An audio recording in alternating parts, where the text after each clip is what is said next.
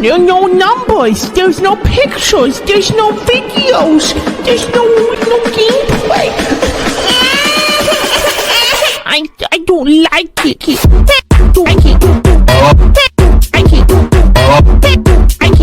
Yo, good morning, good afternoon, good evening. Hope you guys are doing well. Hope everyone's having a good day so far. Today, we're going to get back into Sunrise Stories. Today, I'll be going over Riptide. So, I mentioned it before, but a lot of the stories are kind of going back to, like, when the global invasion was happening, and kind of going to, like, what happened in certain areas of Sacred Grove. Like, what areas were affected during the global invasion. So, Riptide takes place in Seaside. It's the whole area it takes place in.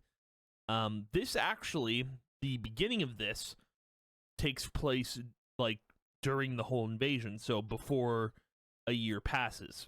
So, that's where we're gonna kind of start, and, yeah, let's get into it. So, it was late at night. We had just closed up the cafe for the evening, and I was getting ready to head out. Medina stopped me and asked, "Diggy, you doing anything tonight?" I smirked at her and said, "Two things, light reading and sleep." She laughed and said, "You do that every night after a shift. Can't you just take a night out on the town? Me and a few friends were going to hang out in Sanctuary." I shook my head and said, "Gotta take a break from the world, but don't worry about me. Go enjoy yourself." She smiled and started heading over to Sanctuary. So yeah, there was, like, I don't know why, like, I took interest in this, but if you guys have seen the image or have seen the design, someone actually made, like, art of the Seaside Cafe, and I thought, okay, so I have to do a story on, like, that, because, you know, I like the Seaside Cafe, I like Seaside. This is why I kind of wanted to do that story, so I dove into, like, the characters. Apparently, like, they have over on the FR Wiki, they have a list of, like, all the characters at the Seaside Cafe, even, like, customers, right? And then they have, like, Medina. Like, that's not a character I came up with. That's an actual character. It's a cashier, apparently, at the cafe. And then Diggy is the restaurant owner. He owns the Seaside Cafe. So, yeah, kind of interesting, but that's part of why I wanted to do this story was because of the Seaside Cafe and the design that I got on a hoodie and a shirt. I was just like, well, you know, I kind of have to now at this point, right? So, yeah, let's keep going. I went inside my seaside hut to the right, above the cafe, and sat down to relax and read a good book.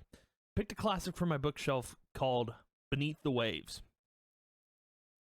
I've read it nearly 100 times, but it was always a good read. I was about to read, but stopped when I heard a loud lightning strike outside of the hut. I went to look out my window and saw the clouds had turned dark purple, with purple lightning shooting from the sky. Everything outside was covered in dark purple glow, including the Open Treasures Cafe. I went outside to make sure the cafe was still standing. I had never seen a storm so relentless. It was like I was living a nightmare. The cafe was barely holding on. So I ran to the fence near the beach to try and look for help. No one was around. Jeez Louise, dude. Apparently I can't type. It was just me. And you know what? Living in. I can't type, dude. I'm so good, dude. Great. Fantastic. Viewing. All right. No one was around me. It was just me out here trying to save my beloved ocean treasures. I was about to run back to the cafe until I heard a thunderous roar above the clouds. Dark purple lightning struck the ocean, making the waves larger than I've ever seen before in Seaside. The ocean was usually calm, and I've never seen it this chaotic. The waves kept growing more and more by the minute, and then suddenly, a massive bolt of lightning struck the ocean for a final time. The waves were out of control and started heading for the cafe. I ran for my life and managed to get inside my hut just before the waves got up the hill. When they reached the hill, the waves got so violent that it hit my hut, and I flew against a wall and blacked out completely. I woke up hours later to the insanely bright sun, like Seaside just woke up for the first time. I went outside and saw the Ocean Treasures Cafe completely destroyed, torn to shreds by the waves. I walked up to my cafe slowly and started tearing up. Seeing it the way it was made me think this was the end. So, I want to point out something. Oh no! We lost our train. Hold on.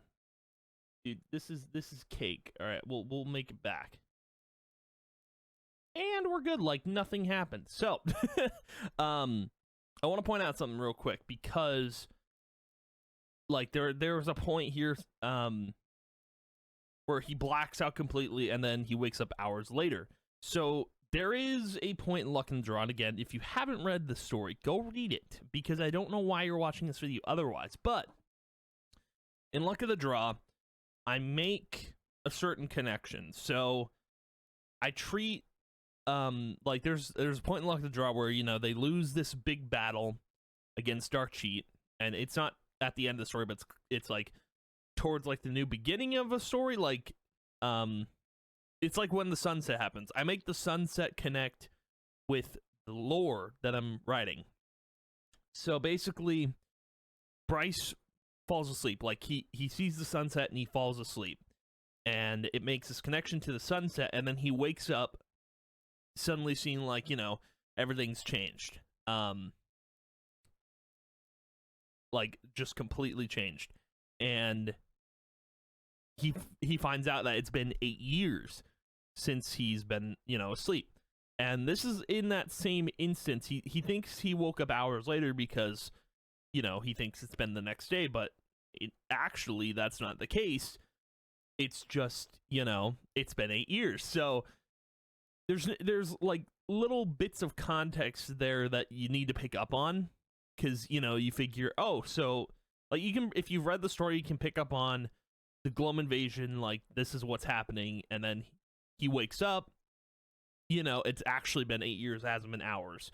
But yeah, no one, like the only people that know it's been 8 years is probably just Bryce and God, what's her name?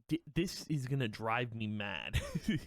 But yeah, so it's just kind of interesting, like the way I include that, and just, you know, you gotta take note that not everyone knows it has been 8 years, and they've probably never been told that. I think there's only a few people that know that. So just a little thing I thought I'd mention. But yeah, and another thing, like the Seaside Cafe getting destroyed. That's like a thing I was like thinking about, like, okay, so this whole thing is gonna be about the Seaside Cafe and Diggy. How do I tie everything in to the Glove invasion? Let's just destroy the cafe, dude. Just, yeah. That was kind of my thought process. If we're gonna focus around the Seaside Cafe, we got to make it the whole focus point. So yeah, let's keep going. I saw something shine in the rubble. It looked like a pearl of sorts. I picked it up, and the pearl shined so bright, like it was speaking to me. After picking it up, I ran back inside my hut and dialed a number into my phone. It rang, and I said, "Hey, Clue, I need a favor. Would you be willing to swing by Seaside? I've got a proposition that might interest you." He laughed and said, "Sure, I'll make my way over there. I think we'll have a lot to discuss, especially with what's been going on all over the Grove." I sighed and said, "Yeah, wait until you see what happened in Seaside. I'll fill you in when you stop by. Until then." He finally arrived, and by the look on his face, he wasn't expecting this. So yeah, this is actually, funny enough, this is a comic book character from the Realms comic book. So again, I said I included a lot of comic characters into Sunrise Stories, and I wanted to include, because I read about Bordon Clue, and he was like, he only appeared in like one issue of the comic. I think it was the very last one. I could be wrong, but he only had one story, and his whole thing was he was competing in this competition in the Snow Hill Cook-Off or whatever. And I thought, okay, and I wanted to include him in this because, you know, you got Seaside Cafe. You think, oh, he's got to play a role. He's got to play a part in this because he is a chef. So yeah, I just wanted to include him in, but let's keep going. I approached him and asked, "Well, what do you think of my masterpiece?" He chuckled in thought for a moment, then exclaimed, "Your cafe has seen better days, but it could use a pinch of salt." I nodded and said, "Follow me to the hut. I'll explain inside." I told him about Seaside's situation, and he asked, "So what's this proposition about?" I pointed to the open Treasures Cafe and said, "I found a pearl in the wreckage, and I could almost hear it speak to me." He looked at me and asked, "You sure you didn't hit your head on something?" I shook my head and said, "Definitely not. I think I've just had an epiphany of sorts." I looked at his arms and asked, "You look like you've seen better days, though. What happened?" He sighed and said, "A bunch of dark-looking creatures attacked Sanctuary. Didn't seem to care who was in their way. One of them nearly ran right through me and grazed my arms." I shook my head and asked, "Did it do any permanent damage to those chef arms of yours?" He chuckled and said, "Nah, I'm pretty sure I'll live and still be able to make meals better than yours." I snorted and said, "Speaking of those meals, about my proposition." He looked at me and asked, "All right, let's hear it. What brilliant scheme have you cooked up this time?" I pulled some blueprints out of my apron pocket and threw it on the table, then said, "I want you to come work with me in Seaside." He thought about it for a moment and asked, "I'm the top chef in Sacred Grove, and you want me to work in your cafe?" So, just real quick, the FR Wiki, I believe, does actually state that Chef Bourdon Clue is possibly the top chef in Sacred Grove. That's why I put that in there, because it's probably true. I don't think there's any other chef that's better than him. I mean, if you look in like, well, I think I bring it up here, but if you look up like the TCG cards, there are actually like hero chefs. So it could be true that he's the best, but there's no way to confirm that.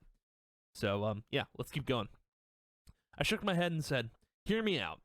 What if we rebuild the cafe into something else, something bigger? That would be the perfect fit for a chef like yourself." He looked at the blueprints and said, "Yeah, this could be the next hotspot for people to eat if we play our cards right. I'll need more details before I make a decision."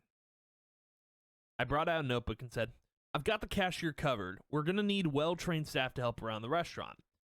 He nodded and said, "And you can't run the place by yourself. I can be a co-owner since you want to work together on this."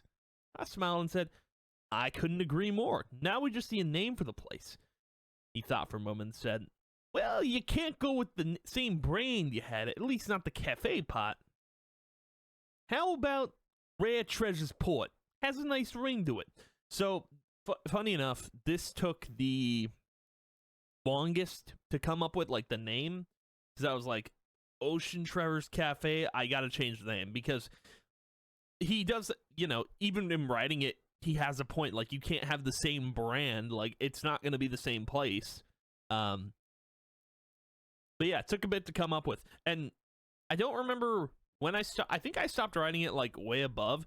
But I took a long break in writing the story just because, like, a lot was going on. But, like, it did take me a bit to get back to because I was, you know, too stressed. And I was thinking up, like, thinking up ideas does take a bit just to, like, write. And sometimes, like, you get writer's block. I don't get writer's block that often, though. I think there's a difference between writer's block and being lazy.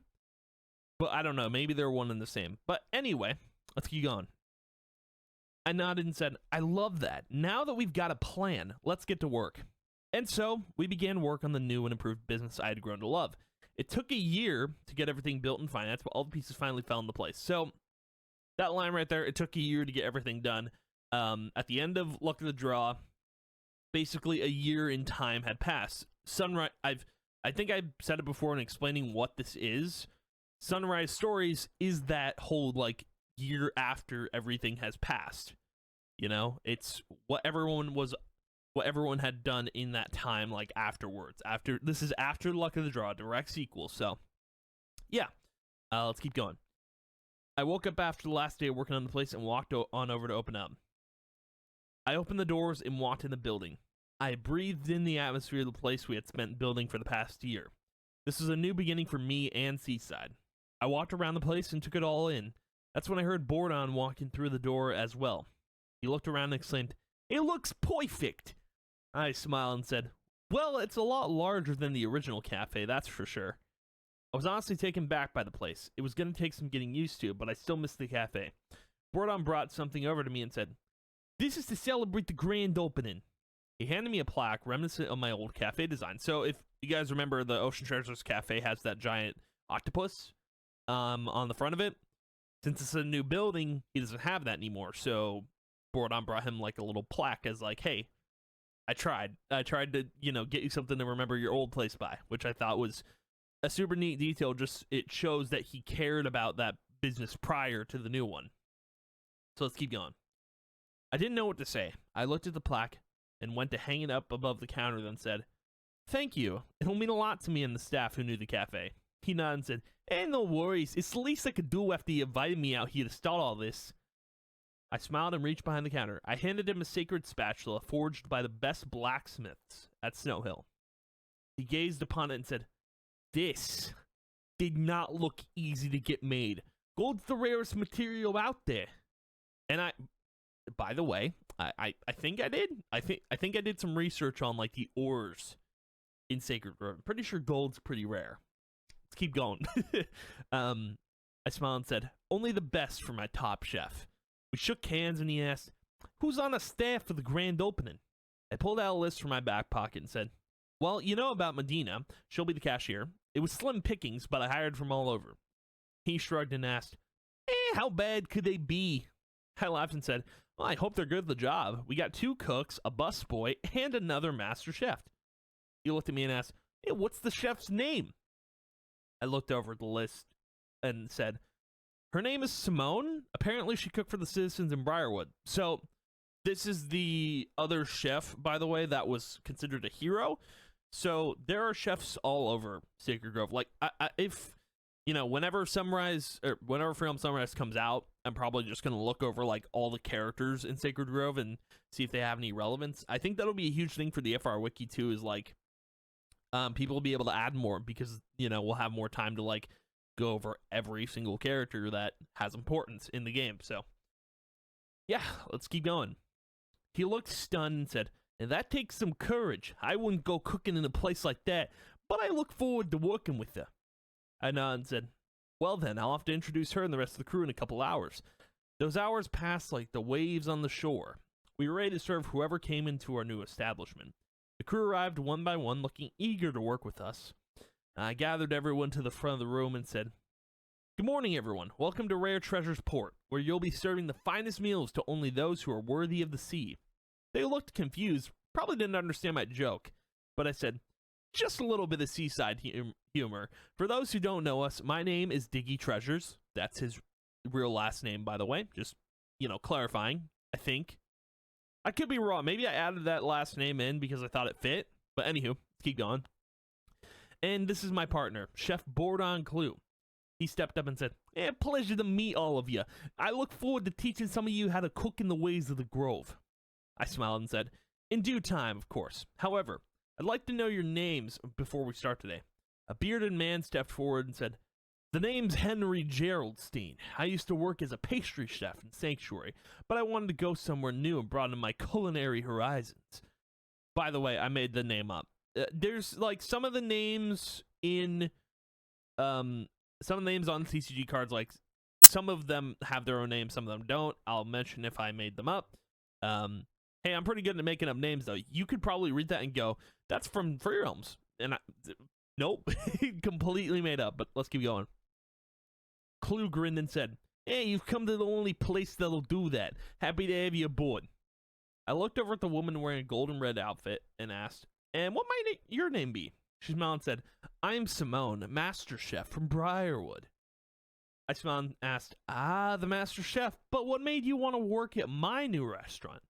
She had a slight frown on her face and said, "I've grown distant from Briarwood. It's not the same as it once was, and I'm afraid I can no longer call it home. I need a new purpose and thought I might find it here." So yeah, this is the actual image of Simone. And I think it's kind of important that, you know, she says, like, she doesn't think of Briarwood as a home anymore, because personally, I think of what happened during the Gloam invasion. That's kind of why I included it, because, you know, she's from Briarwood. There's a chance, like, she really didn't think of it as home anymore. So, yeah, let's keep going. I nodded and said, "Henry and Simone, I'll have you working with Bourdon Clue today, just so you know the type of ship we'll be running around here." They both nodded, but Simone looked at Clue and said, "The Bourdon Clue, I've heard you're the greatest chef in all of Sacred Grove." He laughed and said, "Well, maybe in Sanctuary, but I don't think that's true. We're all equals in the culinary arts. Now, let's get to work." So, yeah, again, he says it himself. He thinks he's only the best chef in Sanctuary. And I know in the comic, like, he was, you know, in Snow Hill, but primarily, I think he does reside in Sanctuary, according to the wiki. It could be wrong, but yeah, he doesn't think it's true either. But a lot of people think it is. So yeah, let's keep going. Clue and his crew went to the back, and I continue with the introductions. I smiled and asked, "You two will be working with me today, but first, what are your names?" A short, burly gentleman approached me and said, "My name's Jerry Smallfry. Used to be a short order cook in Wuggachug." And again, these are actual like TCG images. A young man behind him chuckled and said, "Dude, there's so many short jokes I could make right now." He frowned and said, "And I'd prefer if you didn't, kid." I looked at the young man and asked, "And you are?" He cleared his throat and said, "My name is Pete Huffbottom, sir. I'm a chef in training, and I'm looking to learn from the best." I smiled and said, "Well, if you want to learn from the best, you'd want to be on your best behavior." He gulped, and Jerry laughed. I shook my head and said, "Head to the back. I'll check on you guys soon." They nodded and walked to the back of the kitchen. I looked at my watch, wondering where Medina was. I had hoped that she hadn't already found another job, but I knew her. She wasn't one to give up. That's when I heard the door open, and I turned to see my favorite cashier. I smiled and exclaimed, "There's my favorite cashier." She shook her head and said, "Diggy, I'm your only cashier." I laughed and said, "And that's why you're my favorite." She laughed, looked around, and said, "You outdid yourself. If only the cafe could see how she looks now." I sighed and said, "Well, she'd be proud." I showed her around for a bit, and then I asked, "What have you been up to over the past year?" She shrugged and said, "I've been picking up odd jobs here and there all over Seaside, whatever I could to get by."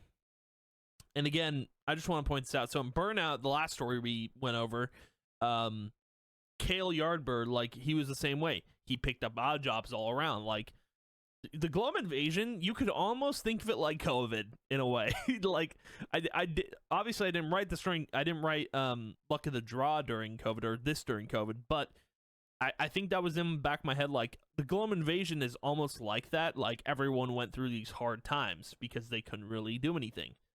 So yeah, thought I mentioned that, but anyway, let's keep going. I frowned and said, "Sorry I couldn't get this place built sooner. A lot of time when making this feel like home." She shook her head and said, "It was worth the wait. I'm glad you told me you were going to build a new version of the Open Treasures." I smiled and said, "It's Rare Treasures Port now. We're going into the restaurant business." She turned her head and asked, "I'll still be cashiering, right?"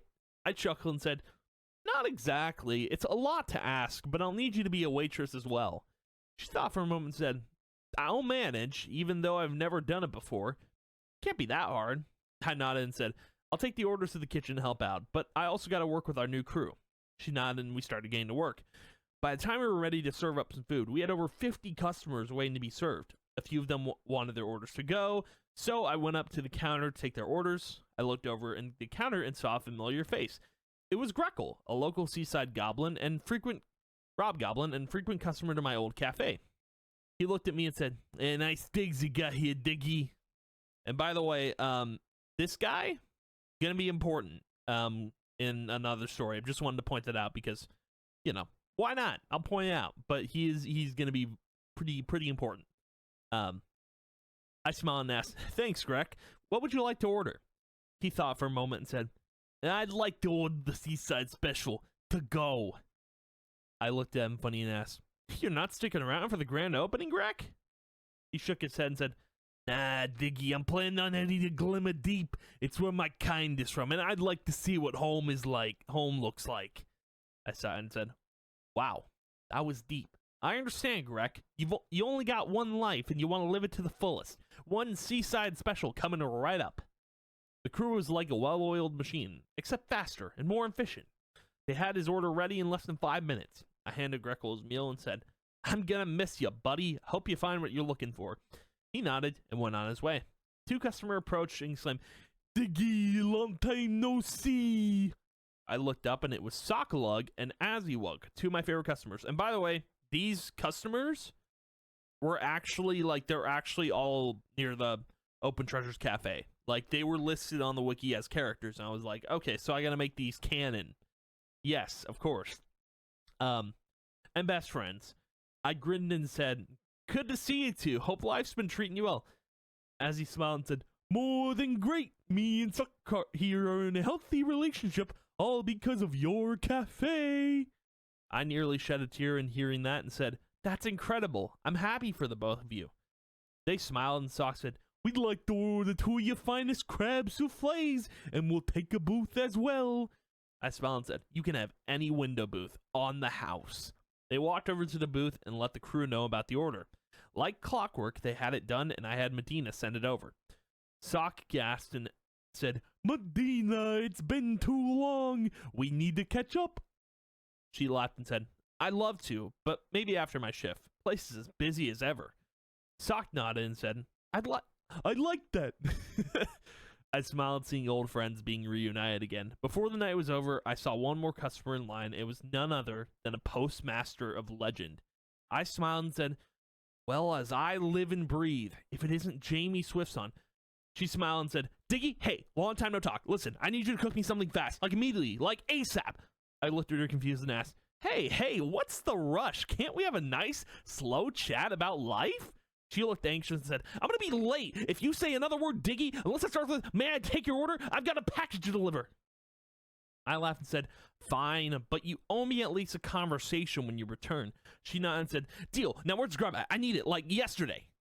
I grabbed a bag of seaside shrimp and that was ready to go and handed to her and said, this should keep those, this should keep those wings in spirit. She grabbed the bag, paid, and flew out the door. I blinked twice and said, one day she's going to have to learn how to slow down.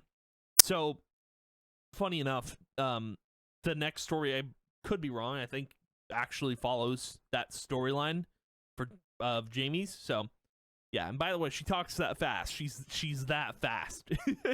So yeah, let's keep going. A few hours had passed and we were done for the grand opening. I sent the crew home and said to Clue, I think this is the beginning of a beautiful partnership. He chuckled and said, it sure is. That Simone really knows how to whip up a crab souffle. Maybe I should learn a thing or two from her. I smiled and said, it can't hurt, but you should get some rest. We got big days to come for the rest of our lives. He started heading out the door and said, I'm counting on it, Diggy. Medina and I were the only ones left in the room. I sat on the counter and said, gotta say, maybe it was a good thing that the cafe went down like it did. She looked at me funny and asked, what do you mean? I pointed at the plaque Clue gave me and said, I think it was a sign from who knows what, but a sign that it was time for me to start something new. She sighed and said, the cafe was easier though, you have to admit. I nodded and asked, if life was always easy, would you keep going? Or would you retire early, knowing you'd already done everything you wanted to do? She hopped up on the counter next to me and said, life isn't about ups and downs. It's not about the victories or losses you gain along the way. What matters is that you're still standing despite how you got there in the first place. I sighed and said, and I'm still standing despite everything that happened. She smiled and asked, so is this everything you wanted? I nodded and said, it's more than that.